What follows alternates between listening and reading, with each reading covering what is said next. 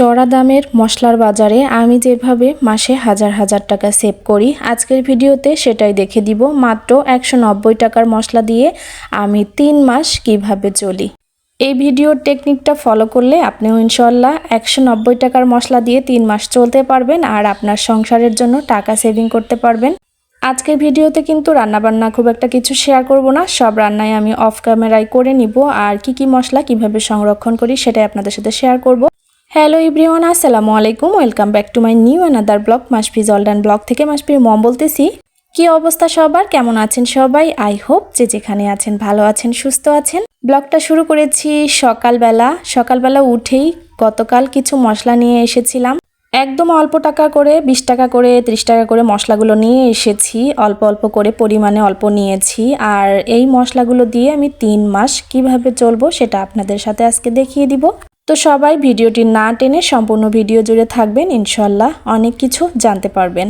তো যারা এই মুহূর্তে আমার ভিডিওটি দেখা শুরু করেছেন, প্রথমে একটা লাইক দিয়ে আমার ভিডিওটা প্লিজ কন্টিনিউ করবেন। আর যদি সময় থাকে তাহলে সুন্দর একটা কমেন্ট করে পাশে থাকবেন ইনশাল্লাহ। তো এখানে আমি একে একে ধনিয়া, জিরা, গোলমরিচ সব ধরনের মশলা একটু হালকা টেলে নিলাম। মশলাগুলো টেলে নিলে না দেখা যায় ব্লেন্ডারে অনেক সুন্দর ফিনিশভাবে গুঁড়ো হয়ে যায়। এরপরে মাসকলাইয়ের ডাউল, এটা কিন্তু আমার মা আমাকে দিয়েছে, ক্ষেতের ডাউল। তো এটা এভাবে ভেজে তারপরে এটার ছালটা ছেড়ে নিয়ে এটাকে গুঁড়া করেও আমি সংরক্ষণ করে রেখে দিব। আসলে প্রতিদিন মাছ এবং মাংস খেলে দেখা যায় সংসারের টাকা একদমই সেভ করা যাবে না। আমরাও কিন্তু মাঝে মাঝে ভর্তা, ডাল এগুলা খেয়ে থাকি। তো দেখেন এর মাঝখানে আমি মিষ্টি জিরা ব্লেন্ড করে নিয়েছি, তারপর গরম মশলা ব্লেন্ড করে নিয়েছি, এখানে ধনিয়া গুঁড়ো করে নিয়েছি। দেখেন অনেক পরিমাণে গুঁড়ো হয়েছে, 40 টাকা 30 টাকার মশলাগুলা। তো এভাবে করে মশলাগুলো গুঁড়ো করে দেখা যায় 3 মাসের মতো আমি চলি। অনেক সময় দেখা যায় 2.5 মাসের মতোও চলে যায়। তো মাছের মশলা এখানে আমি জিরা এবং রাঁধুনি, যেটাকে অনেকে চন্দনিও বলে চেনে, সেটাকে একসাথে গুঁড়ো করেছি। তাহলে মাছের জন্য আর অন্য কোনো মশলা আইটেম লাগবে না। আর এই যে মাসকলাইয়ের ডাউল, সব ধরনের মশলা দিয়ে গুঁড়ো করে নিয়েছি। ডাউলটা কিন্তু এই যে পরিষ্কার করার পর এরকম হয়েছে, এটা দিয়ে খিচুড়িও খাওয়া যাবে। আর এই ডালটা গুঁড়ো করে রান্না করলে অনেক মজা লাগে। মাংসের পাশাপাশি ডাল এবং ভর্তা দিয়ে খাওয়া দাওয়া করলে দেখা যায় যে সংসারের জন্য অনেকটা টাকা বাঁচানো যায়। মানে দেখা যায় প্রত্যেক দিন মাংস খেলে তো অনেক পরিমাণে খরচ হয়, তাই না? আপনি যদি মাংসের সাথে ডাল, ভুনা বা ভর্তা যে কোনো আইটেমের তরকারি থাকলে দেখা যায় অনেক সুন্দরভাবে রুচিসম্মতভাবে খাবারটা খাওয়া যায়, প্লাস হচ্ছে টাকাও সেভ করা যায়। তো এখন আমি ছেলের জন্য একটু নুডলস রান্না করে দিচ্ছি। সকালবেলা ও নাস্তা করবে, ও এখনও ঘুম থেকে উঠেনি, তো উঠে নাস্তা করবে, ওর জন্য খাবারটা আগে রেডি করে দিচ্ছি। নুডলস কম বেশি বাচ্চারা পছন্দ করে বেশি, আর ওকে খুব একটা দেই না, কিন্তু মাঝে মাঝে নুডলসটা দেই, কারণ বাচ্চা মানুষ, মাঝে মাঝে রুচির পরিবর্তন করা আসলে খুব দরকার।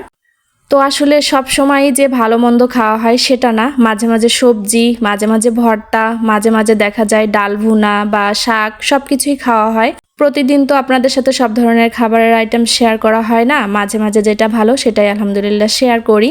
আসলে চিন্তা ভাবনা করে যারা সংসারের খরচ করে তারা অবশ্যই টাকা সেভ করতে পারে, এটা কিন্তু আমি নিজেও প্রমাণিত, আমি নিজেও সেভ করি, সেজন্যই আপনাদের সাথে শেয়ার করতেছি। আমার যে পরিমাণ আয় তার চেয়ে যদি সংসারে আমি বেশি পরিমাণ ব্যয় করি তাহলে কিন্তু আমি টাকা একদমই সেভ করতে পারবো না। যতটুকু আয় চেষ্টা করতে হবে তার মধ্যে খরচ করে কিছু টাকা ভবিষ্যতের জন্য সেভ করা। আপনি তখনই ভালো থাকবেন যখন আপনার ইনকামের কিছু টাকা আপনি ভবিষ্যতের জন্য রেখে দিবেন, যেটা নিজের জন্য। তাহলে অন্য কারো কাছে আপনার কোনো সময় বিপদে পড়লে হাত পাততে হবে না।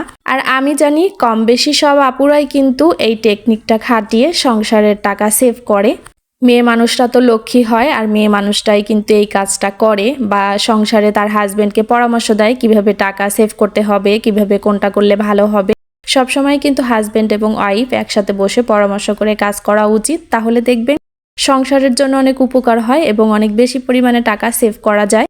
আর যদি মেয়ে মানুষের হাতে সংসারের দায়িত্ব থাকে, সংসার খরচের দায়িত্ব থাকে, তাহলে দেখা যায় যে ওই সংসারে আরও বেশি পরিমাণে টাকা সেভ হয়, কারণ একটা মেয়ে মানুষ জানে কিভাবে কতটুকু জিনিস নিলে তার মাসটা চলে যাবে। তো কম বেশি আমরা সবাই বুদ্ধি করে আসলে টাকা জমাই, আমিও এভাবে জমাই, সেটা আপনাদের সাথে আজকে শেয়ার করলাম। এখানে আমি গাছগুলাকে আজকে একদম গোসল করাই দিব।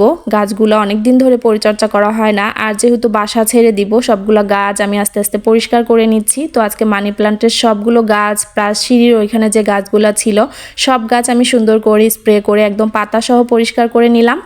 তাহলে যেদিন চলে যাব শুধু গাছগুলো আলাদা জায়গায় নিলেই হয়ে যাবে, আর পরিষ্কার করতে হবে না। আর আজকে কিন্তু রান্নাবান্না শেয়ার করব না, বললাম না, একদমই অফ ক্যামেরাতে যেটুকু রান্না করেছি সেটুকু একটুখানি ক্লিপ আপনাদের সাথে শেয়ার করলাম। তো এখানে আমি লাউ দিয়ে টাকি মাছ রান্না করব। তো টাকি মাছটা কিন্তু আগেই কষিয়ে রেখে দিয়েছিলাম। তো এই দেখেন, বললাম না আমরা কিন্তু সবজি খাই সবসময়, যে মাংস খাই সেটা না। এই লাউয়ের ঝোলের তরকারি খেতে কিন্তু অনেক মজার, শরীরের জন্য অনেক ভালো। এটা দিয়ে কিন্তু আমার বাচ্চাও আলহামদুলিল্লাহ ভাত খাবে। তো আমি এটাকে কষিয়ে একটু ঝোল দিয়ে টাকি মাছ দিয়ে লাউটা রান্না করে নিব। তার পাশাপাশি একটা সবজি করব, এই যে আলু, গাজর আর ফুলকপি ভাজি করব। আজকে একটু তাড়াতাড়ি রান্না করতেছি, কারণ ওই যে গতকাল দেখিয়েছিলাম আমার গ্যাসের চুলাটা কি পরিমাণ ময়লা হয়েছে। তো আজকে সিদ্ধান্ত নিয়েছি গ্যাসের চুলা একদম ডিপ ক্লিন করে নিব। তো রান্নাবান্না শেষ করে আমি একদম গ্যাসের চুলাটা খুলে ছাদে নিয়ে চলে এসেছি। এখন পুরো গ্যাসের চুলাটা আমি একদম ডিপ ক্লিন করে নিব। দেখা গেছে এই 1 বছরের মধ্যে খুব কম পরিমাণে গ্যাসের চুলাটা পরিষ্কার করেছি। আগে আমি মাঝে মধ্যেই পরিষ্কার করতাম, যেহেতু বাচ্চা স্কুলে যাওয়ার জন্য প্রচুর ব্যস্ত, তো আমি এই গ্যাসের চুলাটা ভালো করে পরিষ্কার করতে পারি। আজকে একদম গ্যাসের চুলাটা ডিপ ক্লিন করে নিব। জানি না কে কে এখন পর্যন্ত আমার সাথে আছেন। যদি লাইক দিতে ভুলে যান, প্লিজ একটা লাইক দিয়ে প্লিজ আমার ভিডিওটা কন্টিনিউ করে যাবেন।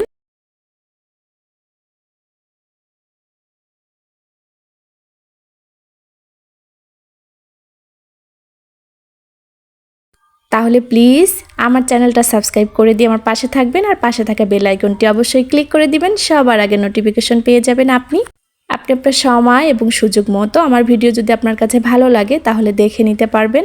তো এখানে আমি পুরো গ্যাসের চুলাটা অনেক বেশি পরিমাণে তেল কাজটা হয়েছে, একদম ঝামা দিয়ে ঘষে ঘষে পরিষ্কার করেছি। আর এই গ্যাসের চুলাটা কিন্তু আমি 8 বছর হলো ব্যবহার করি।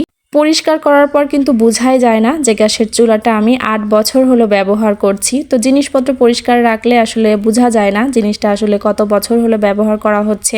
আগে দেখা যেত প্রতিদিন রান্নার শেষেই এটা ক্লিন করা হতো। তো এখন যেহেতু সময়ের অভাব, আর গ্যাসের চুলাটা 8 বছর ব্যবহার করার ফলে দেখেন না, একটুখানি হলেও তো পুরাতন হয়ে গেছে। তো এই জন্য খুব একটা পরিষ্কার করতেও ইচ্ছে করে না। তো এখন দেখতেছি বার্নার দিয়ে মাঝে মাঝে একটু কালি দাগ ওঠে, তো একদম বার্নারগুলা ব্রাশ দিয়ে পরিষ্কার করে নিব। বার্নারে ময়লা জমলে দেখা যায় যে গ্যাসের চুলাতে কালি আসে। তো আজকে একদম সম্পূর্ণ বার্নারগুলা ডিপ ক্লিন করে নিব। এভাবে ব্রাশ দিয়ে একটু ভিম লিকুইড দিয়ে বার্নারগুলা ঘষে নিলে ভিতরে যে জামগুলা থাকে সেগুলো বের হয়ে যায়, আর দেখা যায় যে চুলাতে তখন আর কালি ওঠে না। তো এভাবে করে আমি আস্তে আস্তে গ্যাসের চুলাটা পরিষ্কার করে নিচ্ছি। আমি কিন্তু হেল্পিং হ্যান্ড দিয়ে খুব একটা বেশি কাজ করাই না, এখানে হেল্পিং হ্যান্ড বেশি পাওয়াও যায় না। আর দেখা যায় হেল্পিং হ্যান্ড যেহেতু কাজ করে না, আমি নিজের বাসার কাজগুলো নিজে করি, সেক্ষেত্রে হেল্পিং হ্যান্ডকেও আমার কোনো পেমেন্ট করতে হয় না। আর সেই পেমেন্টটাও কিন্তু আমি মাস শেষে একদম আমার যেখানে টাকা সেভ করি সেখানে রেখে দিতে পারি। ইনশাল্লাহ সামনে আরও কিছু পদ্ধতি শেয়ার করব। আমি মাস শেষে টুকিটাকি হাত খরচের টাকা কিভাবে শেয়ার করি সেটাও আপনাদের সাথে শেয়ার করব। যতটুকু জানি ততটুকুই আপনাদের সাথে শেয়ার করব, ইনশাল্লাহ যদি কারো উপকার হয়। তো এখন আমি বার্নারগুলো একদম রোদে দিয়ে দিব। পুরো চুলাটা ডিপ ক্লিন হয়ে গেছে অলরেডি রোদে, আমি এটাকে শুকিয়েও নিয়েছি। দেখেন একদম চকচকা হয়ে গিয়েছে। এটা ননস্টিক ছিল, পুরাতন হয়ে গেছে দেখে কালারটা একটু হালকা হয়ে গেছে। জিনিস ব্যবহার করলে পুরাতন হলে সব জিনিসই কম বেশি পুরাতন হয়ে যায় বা একটু একটু নষ্ট হয়ে যায়। তো বার্নারগুলো শুকিয়ে গেছে, একদম ভিতর সহ ক্লিন করে নিয়েছি। তো আমি এখন সুন্দর করে চুলাটা সেট করে নিব। সেট করে নিয়ে এটাতে বাসায় গিয়ে একটু ট্রাই করে দেখব যে পরিষ্কার করার পর ঠিকঠাক চুলাটা আবার আগের মতো জ্বলছে কিনা। তো ওটা একটু ট্রাই করে দেখলে ভালো হবে। আজকের ভিডিওটা কেমন লেগেছে কমেন্ট করে অবশ্যই জানাবেন। ভিডিওটা বেশি ভালো লাগলে ফ্রেন্ডস এবং ফ্যামিলির সাথে শেয়ার করতে পারেন। ইনশাল্লাহ আবারও নতুন কোনো ভিডিও নিয়ে দেখা হয়ে যাবে সুন্দর সুন্দর টিপস নিয়ে। ততক্ষণ পর্যন্ত সবাই আমার পাশে থাকবেন, ভালো থাকবেন, আমার জন্য দোয়া রাখবেন। নেক্সট ভিডিওর অপেক্ষায় থাকবেন, ইনশাল্লাহ হাজির হয়ে যাব নেক্সট ভিডিও নিয়ে। তো এটার রেগুলেটর সহ একদম পরিষ্কার করে নিয়েছি। ভিডিওটাকে কোথা থেকে দেখেছেন কমেন্ট করে জানাতে কিন্তু একদমই ভুলবেন না। তো আজকের মতো এখানে এই ভিডিওটা রেখে দিব, দেখা হয়ে যাবে নেক্সট ভিডিওতে। ততক্ষণ পর্যন্ত সবাই ভালো থাকবেন, সুস্থ থাকবেন, আমার জন্য দোয়া রাখবেন। আল্লাহ হাফেজ সবাইকে, আসসালামু আলাইকুম।